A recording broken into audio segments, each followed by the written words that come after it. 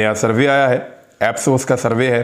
और एप्सोस पाकिस्तान के सर्वे के मुताबिक कुछ नई चीज़ें सामने आई हैं, मैं आपके सामने रख देता हूँ। अब मुख्तलिफ मीडिया ने इस सर्वे को छापा है। जो हुकूमत का हमायती मीडिया है वो ज़रा और चीज़ें छाप रहा है, जो हुकूमत का मुखालिफ मीडिया है वो कुछ और चीज़ें छाप रहा है। तो सारी जगहों से मैंने जितने फैक्ट्स हैं वो कलेक्ट किए आपके सामने रख देता हूँ। फैक्ट्स ये कहते हैं कि माली सूरत हाल कमज़ोर हुई है पाकिस्तानियों की, और इसके हवाले से उन्होंने आदाद शुमार इकट्ठे किए हैं। अवामी सर्वे के मुताबिक मार्च के महीने में, अब ये अप्रैल और मई बाद में आया है, यानी जब ये एक पॉलिटिकल गेम शुरू हुआ था और परेशानी शुरू हुई थी मार्च अप्रैल के दौरान, ये तब का सर्वे है। अब अगर दोबारा सर्वे करवाया जाए तो इस वक्त तो हालत ही बहुत बुरी है। अब मार्च के महीने में 42% लोग ये समझते थे कि उनकी हालत कमज़ोर है। अब 45% लोग ये समझते हैं कि उनकी हालत माशी जो है वो बहुत कमज़ोर है। और ये भी जो सर्वे है ये आज से तकरीबन 1 महीना पहले का वो डाटा है, वो इस तरह कलेक्ट होकर फिर आता है। ऐसा नहीं है कि फौरी तौर पे आपको मिल जाता है। 60% पाकिस्तानी आइंदा 6 माह में माली सूरत हाल में बेहतरी के लिए कोई उम्मीद नहीं रखते।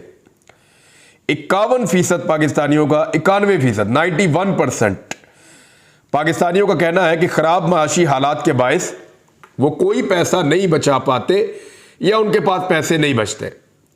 इसके अलावा इसमें कुछ और भी डाटा है जो ये बता रहा है कि मुल्क में महंगाई बहुत ज़्यादा बढ़ती चली जा रही है। मुल्क की सिमत और माशी सूरत हाल से लोग खासे परेशान हैं। सर्वे के मुताबिक मुल्क की सिमत को जो गलत कहते हैं लोग कि पाकिस्तान ठीक डायरेक्शन में या ठीक सिमत में नहीं जा रहा। पहले 80% लोगों का यह मानना था कि पाकिस्तान ठीक सिमत में नहीं जा रहा। इस वक्त 88% लोग ये मानते हैं शहबाज शरीफ के आने के बाद कि पाकिस्तान ठीक सिमत में नहीं जा रहा। सिर्फ 12% लोग ऐसे हैं जो या तो इसका जवाब नहीं देते या वो कहते हैं कि पाकिस्तान ठीक सिमत में जा रहा है। तो 88% लोग कहते हैं कि पाकिस्तान की सिमत दुरुस्त नहीं है। मुल्क की मईशत को 49% अफराद ने कहा कि बहुत कमज़ोर है। 64% अफराद ने कहा कि आइंदा 6 माह में माशी तरक्की से बिल्कुल वो नाउमीद है। इसके बावजूद शहबाज शरीफ साहब अपने बजट की तारीफें कर रहे हैं। बजट के अंदर बड़ी बड़ी गलतियां पकड़ी जा चुकी हैं। पहली मर्तबा हुआ कि किसी बजट में इतनी बड़ी बड़ी गलतियां हो, और अभी आने वाले दिनों में मजीद महंगाई का तूफान आने वाला है। 24% पे महंगाई पाकिस्तान की पहुंच चुकी है और 25 से 30% के बीच में महंगाई इस साल रहने की तवक्को है, और ये पाकिस्तान की तारीख की सबसे बड़ी महंगाई होगी। लेकिन इसके बावजूद शहबाज शरीफ साहब अपने बजट की तारीफ कर रहे हैं और वो ये कह रहे हैं कि नौजवानों के लिए, तालीम के लिए और बड़े मौके में दे रहा हूं। लेकिन दूसरी जानिब गिलगित बल्तिस्तान को और कश्मीर को, आज़ाद कश्मीर को संजीदा मसाइल का सामना है और वो गिले शिकवे कर रहे हैं। कबायली इलाकों के हवाले से इमरान खान साहब ने स्टेटमेंट जारी किया, वो मैं आपको बता देता हूं। इमरान खान साहब का ये कहना है, इंपोर्टेड हुकूमत की जानिब से कबायली इजला के लिए बजट 2022-23 में कोई इजाफा नहीं किया गया, बल्कि बजट कम किया गया है। हमारी हुकूमत ने कबायली इजला को खसूसी ज़रूरियात के पेश नज़र बजट में 3 गुना इजाफा किया था, लेकिन मौजूदा महज 110 अरब का बजट रखा गया है। पाकिस्तान तहरीक इंसाफ पीटीआई के दौरे हुकूमत में कबायली इजला के लोगों के लिए 131 बिलियन रुपए बजट में मुख्तस किए गए थे, और ये 3 गुना इजाफा था जो पाकिस्तान तहरीक इंसाफ की हुकूमत ने किया था। और वो कबायली इलाकों में शानदार तरक्याती मनसूबे करना चाहते थे और उन्होंने इसके लिए एक बड़ा बजट रखा था, लेकिन मौजूदा हुकूमत ने इस पर तवज्जो नहीं दी। साथ ही साथ जो है वो जो गिला सामने आया वो आया गिलगित बल्तिस्तान की जानिब से और कश्मीर की जानिब से। वफाकी हुकूमत ने जानबूझकर हमारा बजट कम कर दिया है, वजीर आला गिलगित बल्तिस्तान ने यह कहा, और उन्होंने मुराद सईद के साथ, अली अमीन गड्डापुर के साथ बैठकर ये एक प्रेस कॉन्फ्रेंस की है। इस साल के बजट में जीबी के लिए कम से कम 50 अरब रुपए रखे जाने थे, गिलगित बल्तिस्तान के लिए 50 अरब रुपए रखे जाने थे, लेकिन तरक्याती बजट में 50% कटौती कर दी गई है।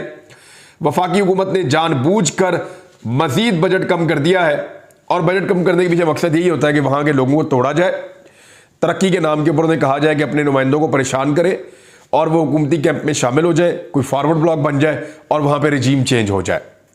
तो गिलगित बल्तिस्तान का रिजीम चेंज करना और कश्मीर का रिजीम चेंज करना इस वक्त एक बड़ी जिम्मेदारी है जो आन पड़ी है वफाकी हुकूमत के कांधों पर। उनके सहूलतकार उनको मदद फराम करेंगे जैसे उन्होंने पाकिस्तान में रिजीम चेंज किया, इमरान खान को निकाला, पंजाब में रिजीम चेंज किया, वैसे ही अब वो गिलगित बल्तिस्तान और आज़ाद कश्मीर में भी रिजीम चेंज करना चाहते हैं।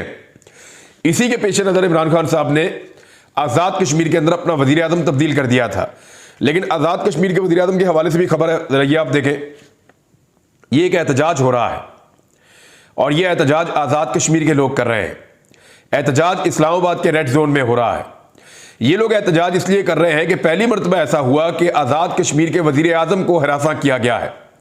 आज़ाद कश्मीर के वज़ीर आज़म का सरदार तनवीर इलियास का जो इस्लामाबाद में घर है, उस घर के आसपास पुलिस ने जो है वो घेरा डाला हुआ था और वहां तस्वीरें बना रहे थे और वहां बहुत ज़्यादा सर्वेलेंस की जा रही थी, जिसके ऊपर जाकर जब उनके मुलाजमों ने पूछा कि आप हमारे घर की तस्वीरें क्यों बना रहे हैं और क्यों आपने यहाँ पे घेरा डाला हुआ है, तो इस पर उन्होंने गिरफ्तार कर लिया और फिर हरासा भी किया।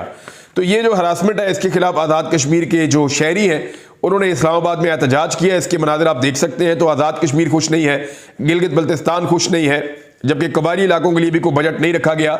और इन सारी चीज़ों के ऊपर पाकिस्तान का मीडिया खबर देने के लिए इसलिए तैयार नहीं है कि मीडिया को इस हुकूमत ने खुश रखा हुआ है।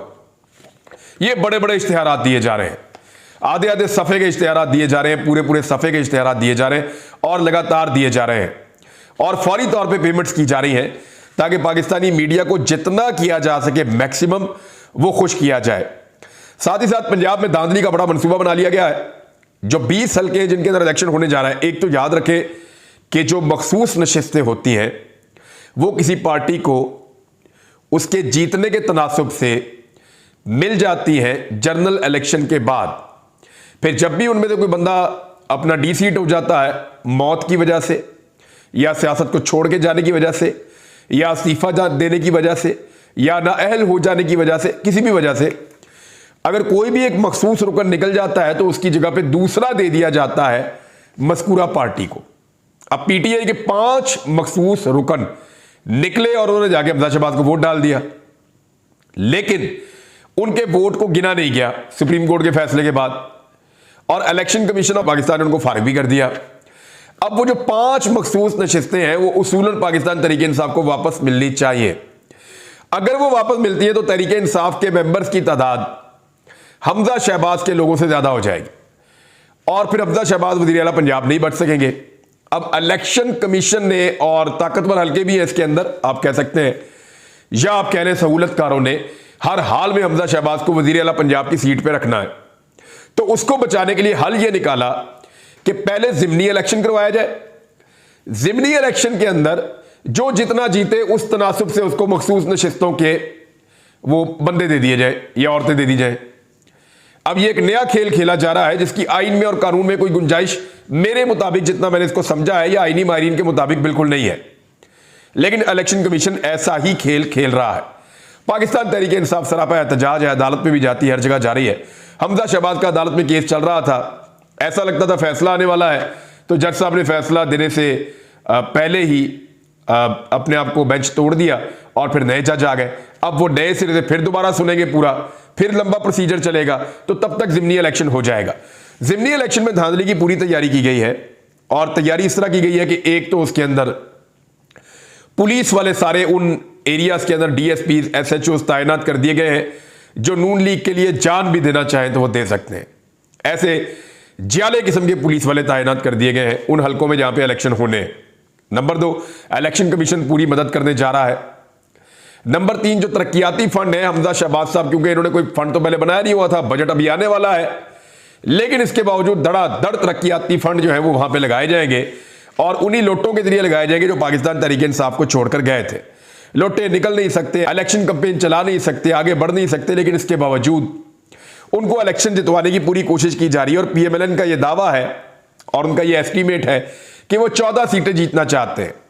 मैं आपको हल्कों की सिचुएशन बताकर यह बताऊं, बड़ा इजीली बताया तो आपको, कि अगर फेयर एंड फ्री इलेक्शन हो जाए तो 1-2 लोटों के अलावा कोई भी इलेक्शन नहीं जीत सकता। लाहौर के तो चारों हार जाएंगे, किसी सूरत नहीं जीत सकते। शेखुपुरा, साहिवाल, कोई जीतने का सवाल ही पैदा नहीं होता। इवन जो जहांगीर तरीन के हल्के वाला है वो भी नहीं जीत सकता। बहुत पतली और बुरी सूरत हाल है। तो इनका जीतना मुमकिन नहीं है इस वक्त लोटों का। एक दो जीत जाए तो कोई मुझे हैरत नहीं होगी, बहुत ज्यादा छलांग मारे तो एक दो जीत जाए, 5 लोटे किसी सूरत नहीं जीत सकते। लेकिन जितवाने के लिए पूरी तैयारी की गई है, तमाम सरकारी वसाइल लगाए जा रहे हैं।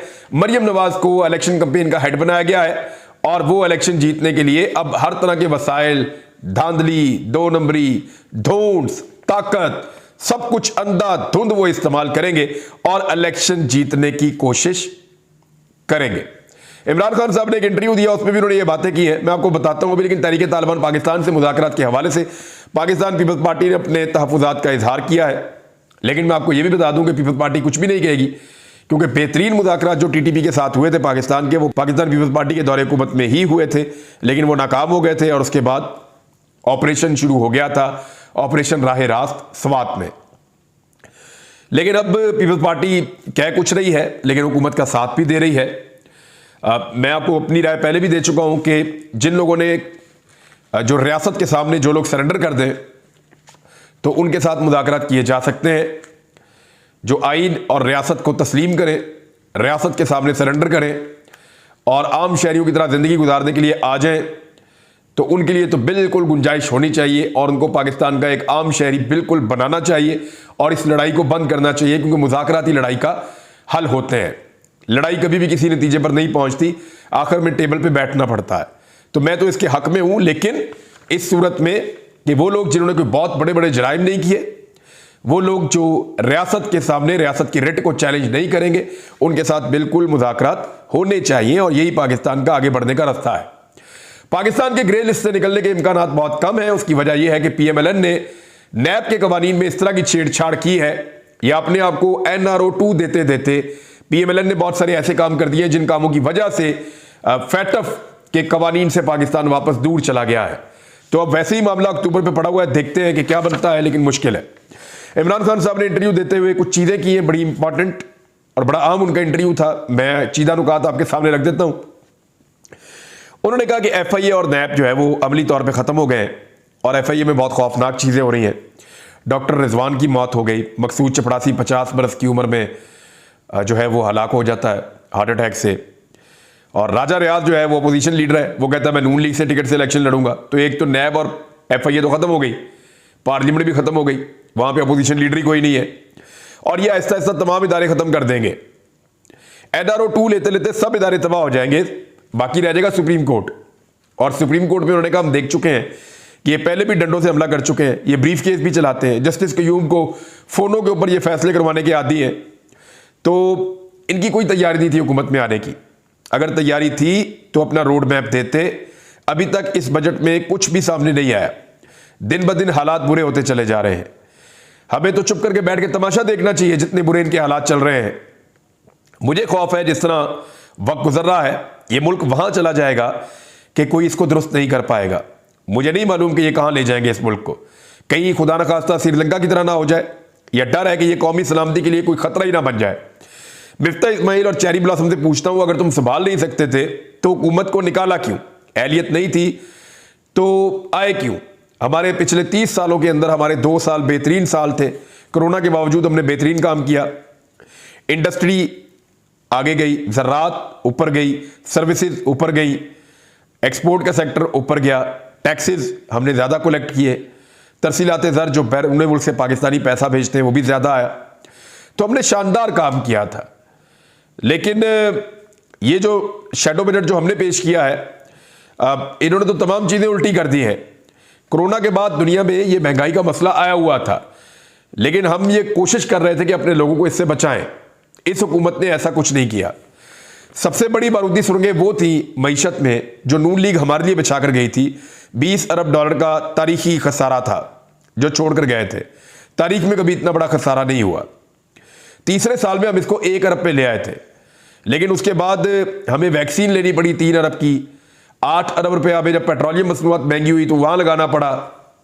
1 अरब का हमें कोयला लेना पड़ा। 1 अरब हमें खूर्दनी तेल या खाने वाला तेल या घी जो है इसके ऊपर लगाना पड़ा लोगों को सब्सिडी देने के लिए। तो हमारा खसारा बढ़ के 13-14 अरब पे पहुंच गया, 13 अरब पे पहुंच गया। हम नहीं चाहते थे कि इतना बढ़े, लेकिन $20 अरब तक तो ये छोड़कर गए थे। और हम पर भी आईएमएफ प्रेशर डाल रहा था, दबाव डाल रहा था बिजली और पेट्रोल महंगा करने के लिए, मगर हम अपने लोगों को बचा रहे थे। हमने जोर लगाकर लोगों को महंगाई से बचाया। बिलावल ने 4 रुपए पेट्रोल बढ़ा था तो महंगाई मार्च कर दिया था। मैंने और शौकत तनवीर ने न्यूट्रल को यह बात बताई थी कि दुनिया में इस वक्त अजाब आया हुआ है, हम बड़ी मुश्किल से यहां तक पहुंचे हैं। तो लेकिन फिर भी वही हुआ जिसका डर था। मगर अब महंगाई की तबाही आप देख लें, डीजल और पेट्रोल 145 से 205 और 150 से 210 पे पहुंच गए हैं। ये 270 तक पेट्रोल चला जाएगा, अपने आप को इसके लिए तैयार रखें। 55 रुपए का आटा हम छोड़कर गए थे, 70 पे पहुंच गया है, ये 90 पर जाएगा, हमें सूरत का अंदाजा है। चावल 50 रुपए फी किलो महंगा हो गया, घी 200 रुपए से ज्यादा फी किलो, तकरीबन 250 रुपए तक का तो हो गया महंगा घी, फी किलो इतना महंगा हो गया है। 16 रुपए से बिजली को 24 रुपए पर ले आए।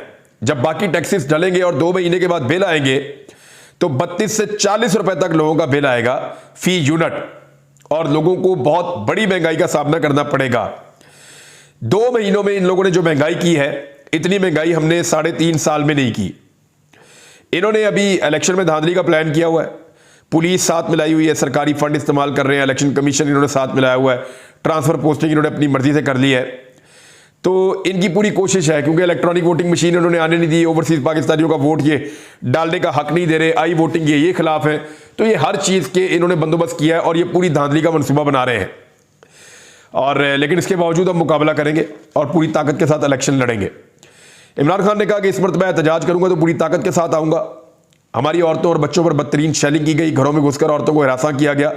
अगला पावर शो करूंगा, लेकिन उससे पहले सुप्रीम कोर्ट ऑफ पाकिस्तान से इजाजत लूंगा। मुरासला उनके सामने पड़ा है, महंगाई वो देख रहे हैं। क्या इस मुल्क में जमहूरियत है? अगर जमहूरियत है तो फिर हमें पुरअमन एहतजाज की इजाजत होनी चाहिए। पहले सुप्रीम कोर्ट बोले, उसके बाद इमरान खान साहब ने एक्चुअली सुप्रीम कोर्ट को भी एक सिचुएशन में डाल दिया है कि सुप्रीम कोर्ट कैसे एक जमहूरी हक से मना कर सकता है। और इमरान खान साहब को अगर जमहूरी हक देते हैं तो पूरा पाकिस्तान इस्लामाबाद आ जाएगा और फिर मसला बन जाएगा हुकूमत के लिए भी, उसके सहूलतकारों के लिए भी।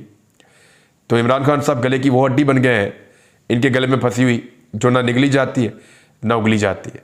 तो जिसने तजुर्बा किया है वो सब फंस गए।